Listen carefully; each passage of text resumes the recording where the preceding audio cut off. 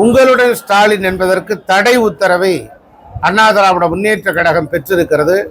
ஸ்டாலின் என்கிற பெயரை போட்டு அரசு பணத்தை கொடுப்பதற்கு இவர் பெயர் எதற்கு பயன்படுத்த வேண்டும்? இவர் பயன்படுத்த வேண்டும் என்று சொன்னால் இவருடைய சொந்த பணத்தை எடுத்து தர வேண்டியதுதானே. கோடான கோடி சொத்துக்களை கொள்ளையடித்திருக்கிற கருணாநிதியினுடைய குடும்பம், ஸ்டாலினுக்கு அடுத்ததாக வருகிற வாரிசுகள் எல்லாம் அவருடைய குடும்ப சொத்துக்களை எடுத்து மக்களுக்கு செலவு செய்ய வேண்டும் என்று சொன்னால் செலவு செய்தால் அவர்களுடைய பெயரை அவர்கள் வைத்துக் கொள்ளலாம். அதை விட்டு அரசாங்க பணத்தை செலவு செய்வதற்கு இவருடைய பெயரை பயன்படுத்துவது முறையற்றது, நியாயமற்றது. இது நல்ல செயல் அல்ல என்பதை நாட்டு மக்கள் அனைவரும் உணர்ந்திருக்கிறார்கள். இது அண்ணா திராவிட முன்னேற்ற கழகம் உயர்நீதிமன்றத்திற்கு சென்று தடை உத்தரவை பெற்றிருக்கிறது. ஆனால் அவற்றையும் மீறி உங்களுடன் ஸ்டாலின் என்று பெயரை பயன்படுத்துகிறார்கள்.